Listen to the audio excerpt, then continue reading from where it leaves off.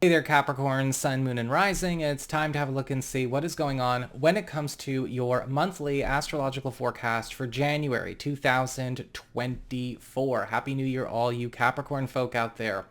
This month primarily is going to be all about personal pursuits and ventures getting a new lease on life. Your slate is getting cleaned and you're going to notice a lot of new beginnings resulting because of that, right? You have to close a door sometimes to open another.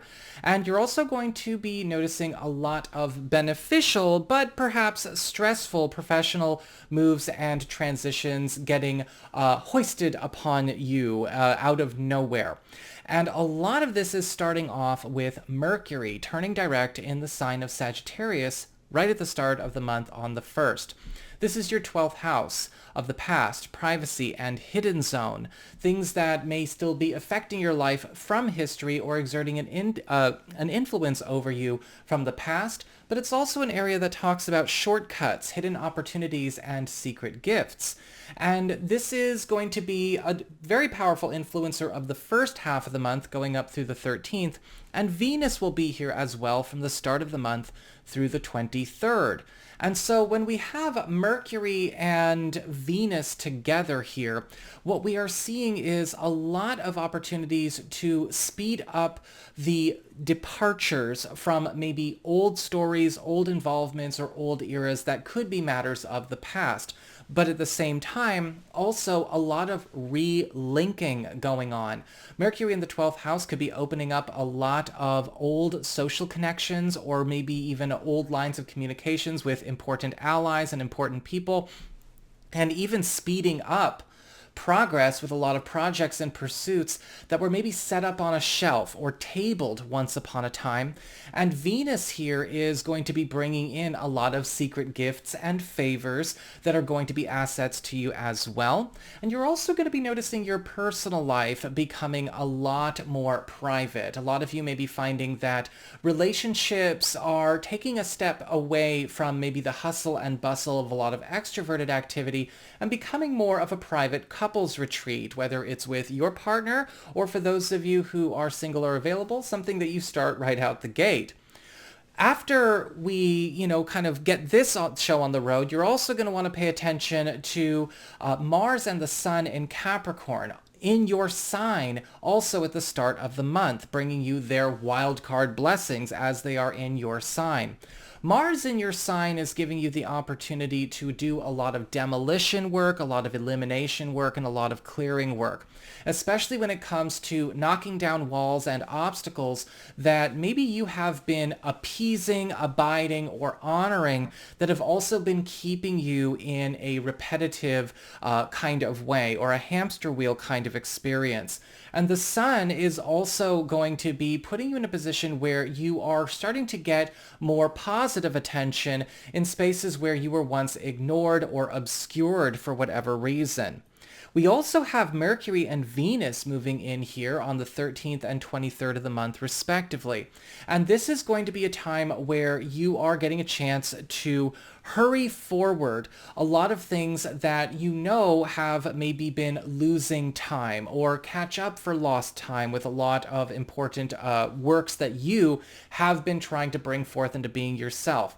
The first house is all about your personal pursuits. Now, this may involve other people, but these are things that you are doing for you and things that you are, for the most part, either initiating or leading yourself. These could be personal projects, personal roads, personal whatevers, but they are all getting a powerful blessing throughout the course of this month. And a lot of accomplishments are going to come forward from that as well.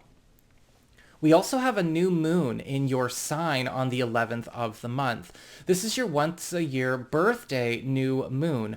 Whatever it is you are looking to bring forth into being or call forth into being a part of your regular life, you can bring forward. Whenever something is in your sign, it kind of hits all areas of your life at once. It activates all areas of your chart at the same time. And so really take some time to think about where you want to put the work in to bringing something forth into being, which is a birthday wish that you are granting yourself. Do you want to move to a new home? Do you want to take on a new job? Do you want to start a new relationship? Are you looking to travel this year? The sky is the limit with the new moon, but you've got to get clear and coherent when it comes to what you are doing, and make sure in the 2 weeks following the 11th you are planting every seed you can, because it will be nurtured by this aspect.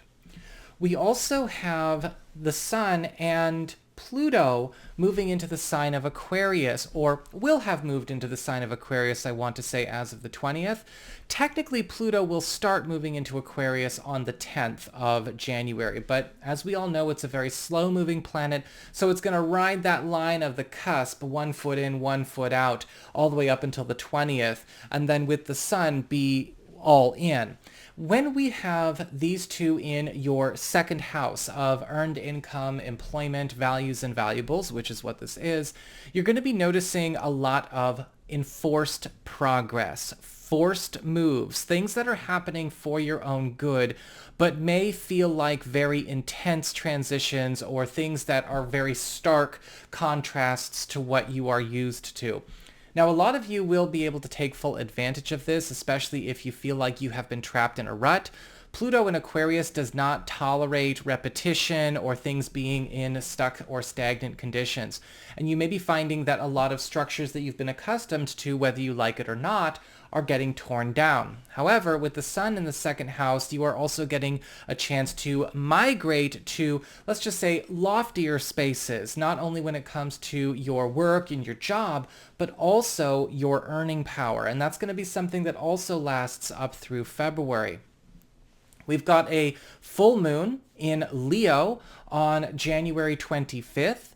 This is in your 8th house of shared resources, passive income, intimacy, self-employment, bonus income, partner income, whether it's romantic or business partner income, as well as investments and debts. And a full moon in the 8th house is all about opening up an opportunity to do a big purge when it comes to some kind of financial situation that has been a drain on you. Now, this could be a debt, or this could be something that you have become tangled up with in another way. But there is an important release that comes from this full moon.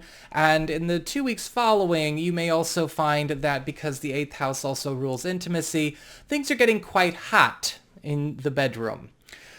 We also finally have, as in the last aspect we're going to talk about in this video, Uranus turning direct in the sign of Taurus on the 27th. Now, this is your 5th house of love, romance, recreation, creativity, and your relationships with your kids. When Uranus turns direct in the 5th house, things have a tendency to become a bit turbulent, because Uranus is all about spontaneity, progress, but also, revolution, revelation, inventiveness, experimentation, and innovation. So things get very energetic. In the 5th house, this is a time where a lot of you are getting a chance to go wild in your love life. In fact, you may be finding that relationships and love languages do become a lot more inventive and a lot more innovative.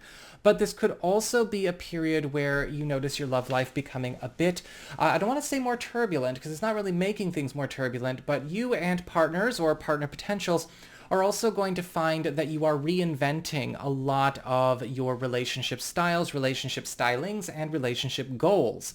And this could also be a time where a lot of old relationship conditioning, a lot of old attachment conditioning, and a lot of old relationship identities come up to be released so we can enjoy these developments that are coming forward.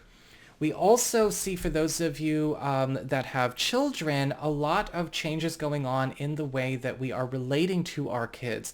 Things are becoming a lot more clear as far as the social and the intellectual connections that we have, but you're also noticing that the very dynamic and identity of the relationship that you have with your kids is going to be in flux for a while as we, again, step into a new way to relate to one another. So that is what I've got for you all. I hope you enjoyed it. If you did, don't forget to like, share, and subscribe. You know I appreciate it. And should you ever wish to get a session with me, you can go on ahead to my website. It's integrativemysticism.com.